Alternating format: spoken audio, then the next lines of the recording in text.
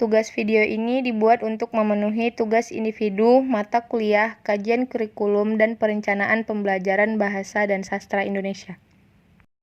Dengan dosen pengampu, Ibu Sri Listiana Izar, SPD, MPD.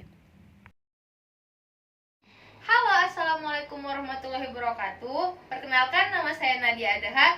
Saya dari kelas 4B Pagi, Prodi Pendidikan Bahasa Indonesia, Universitas Muhammadiyah Sumatera Utara. Di sini saya akan menjelaskan tema ke-9, yaitu teori belajar behaviorisme, konstruktivisme, kognitivisme, humanistik, sibernetik, dan kecerdasan ganda. Yang pertama yaitu ada yang namanya teori behaviorisme. Teori behaviorisme. Ya, teori behaviorisme ini merupakan teori belajar yang lebih mengutamakan pada perubahan tingkah laku siswa sebagai akibat adanya stimulus dan respon. Dengan demikian, teori belajar behaviorisme ini lebih memfokuskan terhadap perkembangan tingkah laku siswa kepada tingkah laku yang lebih baik. Yang kedua, ada yang namanya teori konstruktivisme. Teori konstruktivisme merupakan landasan berpikir pendekatan konstekstual, yaitu bahwa pengetahuan dibangun bukanlah seperangkat fakta-fakta, konsep, atau kaidah yang siap untuk diingat. Siswa juga harus mengkonstruksi pengetahuan itu dan memberi makna melalui pengalaman nyata. Yang ketiga, ada yang namanya teori kognitivisme. Teori belajar kognitivisme merupakan mengungkapkan bahwa belajar yang dilakukan individu adalah hasil interaksi mentalnya dengan lingkungan sekitar, sehingga dengan belajar seperti itu mereka menghasilkan perubahan pengetahuan dan dapat merubah tingkah laku mereka.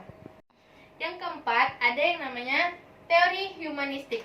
Teori humanistik berasumsi bahwa teori belajar apapun baik dan dapat dimanfaatkan asalkan tujuannya untuk memanusiakan manusia, yaitu pencapaian aktualisasi diri, pemahaman diri, dan serta juga realisasi terhadap diri orang belajar secara optimal.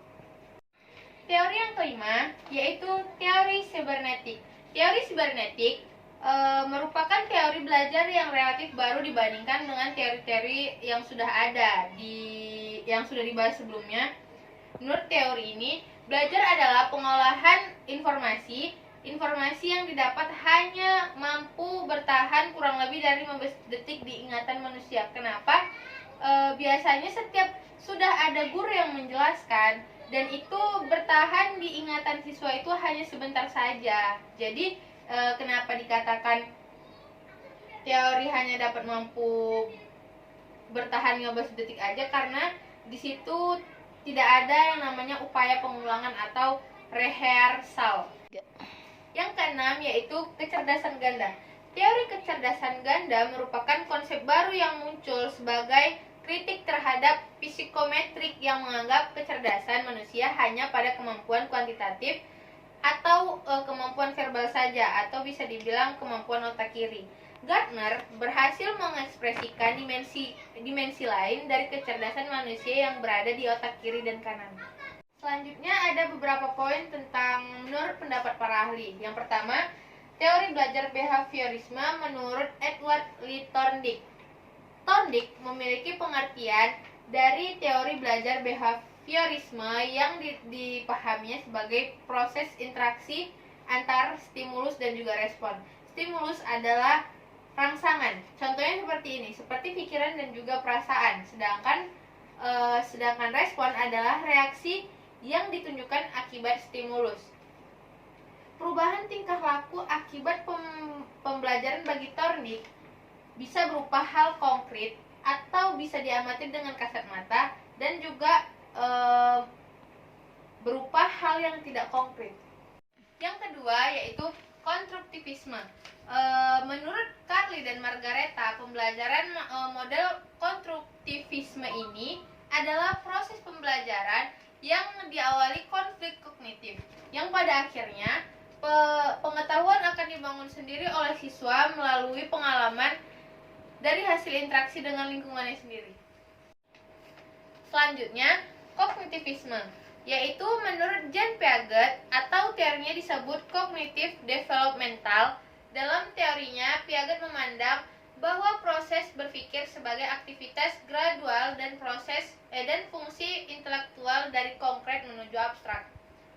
Piaget adalah ahli psikologi developmental karena penelitiannya mengenai tahap-tahap perkembangan pribadi serta perubahan umur yang mempengaruhi kemampuan belajar individu. Selanjutnya ada humanistik. Yang pertama itu menurut Arthur Chomsky, ia memiliki pendapat bahwa belajar itu merupakan hal yang bisa terjadi di mana saja dan kapan saja bagi seseorang. Guru tidak bisa memaksakan seseorang untuk mempelajari berbagai hal yang tidak sesuai dengan seorang anak tersebut atau yang dianggap tidak relevan baginya. Maka ketika muncul perlawanan, hal itu sebenarnya merupakan bentuk perilaku buruk saja yang mencerminkan ketidakmauan seorang siswa untuk mempelajari hal yang tidak diminatinya. Karena sama saja dengan melakukan sesuatu yang baru yang baginya tidak mendatangkan kepuasan atau manfaat. Yang selanjutnya, humanistik menurut Abraham Maslow. Menurut Abraham Maslow, dia memiliki pandangan yang berbeda terkait dengan teori belajar humanistik ini. Menurut Maslow sendiri berpendapat bahwa proses pada manusia merupakan proses yang dilaluinya untuk mengaktualisasikan dirinya sendiri. Belajar adalah sebuah proses untuk mengerti sekalipun memahami siapa diri kita sendiri, bagaimana kita menjadi diri kita yang lebih baik, sampai potensi apa yang terdapat pada diri kita untuk kita kembangkan ke arah yang lebih baik lagi. Yang terakhir ada kecerdasan ganda. Teori kecerdasan ganda atau multiple intelligency yang dikemukakan oleh Howard Gardner, seorang profesor psikologi dari Harvard University. Teori kecerdasan akan dijadikan acuan untuk lebih memahami bakat dan kecerdasan individu. Semua kecerdasan tersebut bekerja sama sebagai satu kesatuan yang utuh dan terpadu. Demikian video dari saya, lebih dan kurang saya mohon maaf. Wabillahi taufiq wal hidayah. Wassalamualaikum warahmatullahi wabarakatuh. Dadah.